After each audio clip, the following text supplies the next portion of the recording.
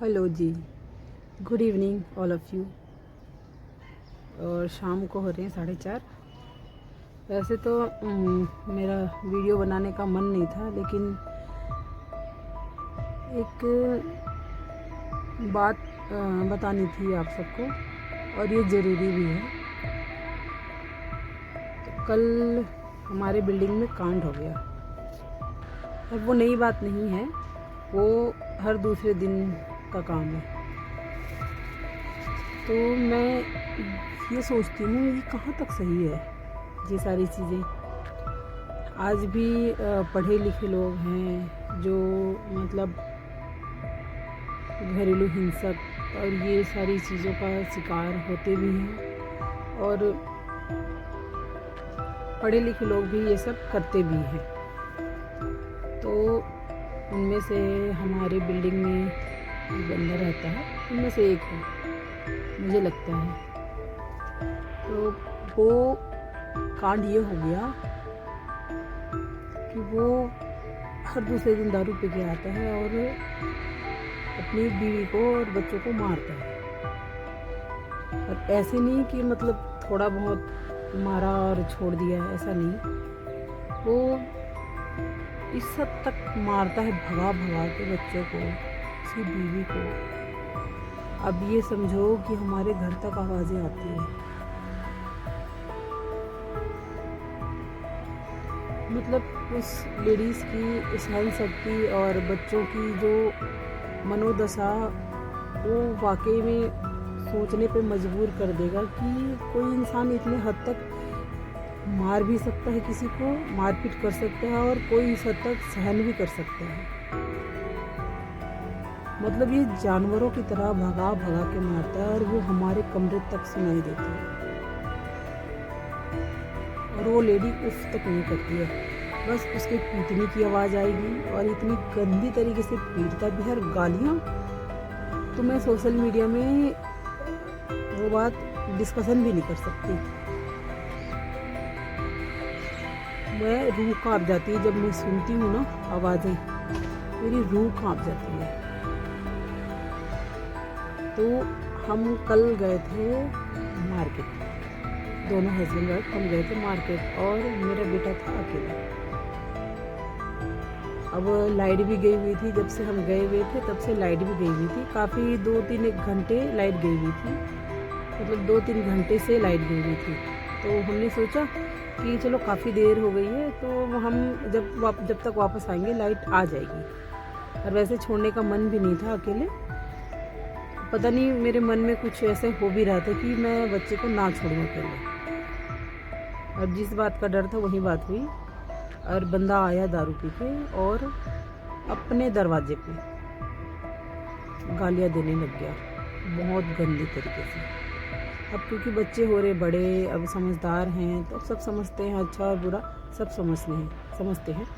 तो पहले भी क्योंकि हो चुका था, तो पहले भी इसका मैंने विरोध किया था। ऐसा नहीं है कि पहली बार है, पहली बार नहीं है ये, कई बार हो चुकी है। कई बार कहने का मतलब है कई बार मैंने, यहाँ तक भी हो चुका है मैं 100 नंबर कॉल करके भी पुलिस बुला चुकी हूँ।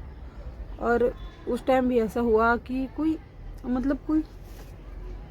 कहते हैं ना हिंदुस्तानी औरतें, तो कभी पति जितना भी मारे पीटे, कितना भी धुतकारे, लेकिन औरतें हमेशा अपने पति का ही साथ देती हैं।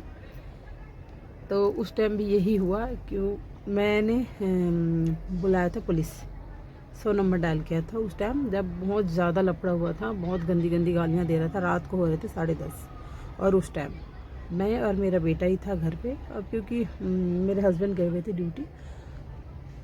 तो उस टाइम की बात है। अब यहाँ के जेंट्स भी ऐसे कि किसी से कोई मतलब नहीं है, सामने वाले के साथ क्या हो रहा है, मर रहा है जी रहा है, कोई फ़र्क नहीं पड़ता। तो उस टाइम भी यही हुआ था कि वो गाली गलौज करने लगे बहुत ज़्यादा। तो मैंने 100 नंबर डायल किया और मैंने बुलाया पुलिस। बज रहे थे 10:30। तो उस टाइम जब मैंने पुलिस बुलाया तब वो कमरे के अंदर था, मेरे सामने की बात है। वहीं पे खड़े खड़े मैंने कॉल किया, तो उसके दरवाजे पे ही खड़े खड़े मैंने कॉल किया। पुलिस वाले आए 10 मिनट के अंदर। जब पुलिस वाले आए तब उन्होंने दरवाज़ा नहीं खोला। जब पुलिस वालों ने दरवाज़ा खटखटाया, बेल बजाई, उन्होंने दरवाज़ा नहीं खोला। और क्योंकि यहाँ रेलवे क्वार्टर है तो इसमें क्या है ना, लोहे के गेट लगे हुए हैं तो विजिबल है, अंदर से बाहर दिखता है, बाहर से अंदर दिखता है। तो उन्होंने क्या किया, लकड़ी का दरवाज़ा खोला उसकी वाइफ ने और कहा कि पुलिस वालों ने पूछा कि भाई अपने हस्बैंड को बाहर भेजो, क्या कांड करते रहता है हमेशा, क्योंकि 1-2 बार और कंप्लेंट जा चुकी थी। तो कहने लगा कि नहीं, मेरे हस्बैंड तो मतलब घर पे है ही नहीं, मेरे हस्बैंड ड्यूटी गए हुए हैं। अब उस औरत ने अपने हस्बैंड को बचाया। और ऐसा कोई दिन नहीं होता है जिस दिन वो मार ना खाए। आप विश्वास कर सकते हो?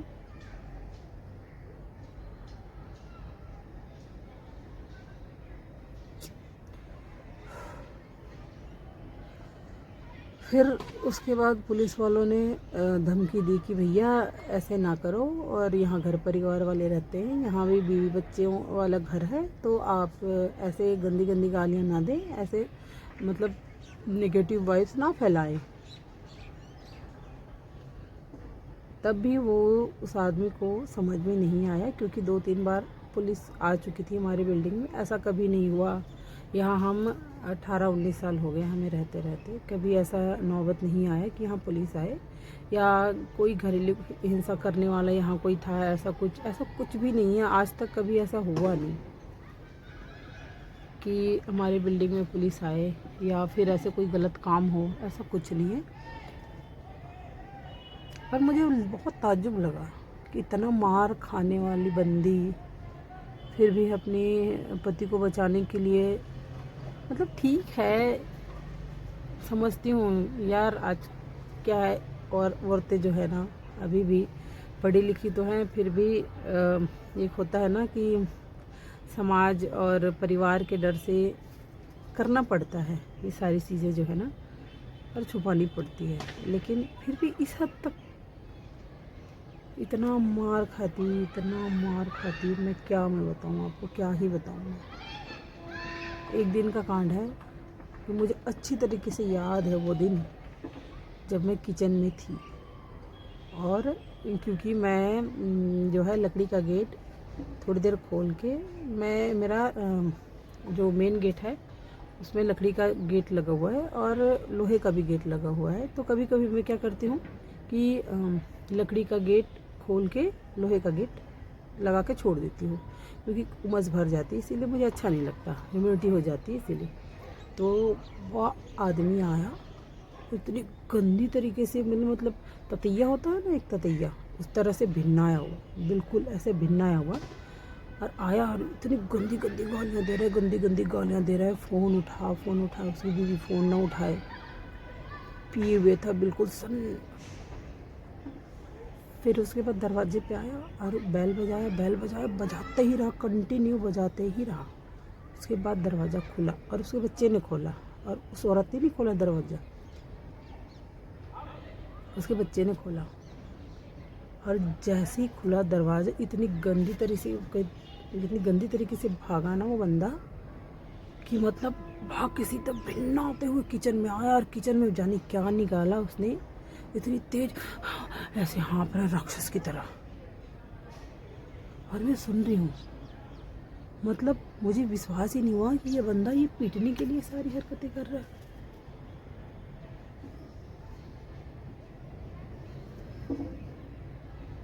इतना मारा उस दिन, मैं क्या ही बताऊँ आपको।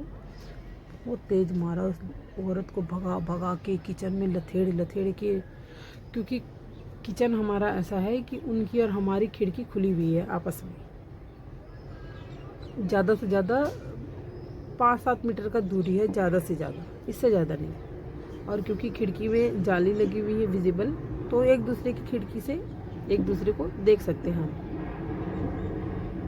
मैं तो रूह कांप गई उस दिन, मतलब कोई ऐसा भी आज के ज़माने में भी ऐसे कोई इंसान है, रहते हैं, और ऐसी औरत भी कि हर सितम सहती, हर सितम मतलब ऐसे दबा के रखा है ना उस आदमी ने, औरत को ऐसे दबा के रखा है, मतलब पैर की जूती।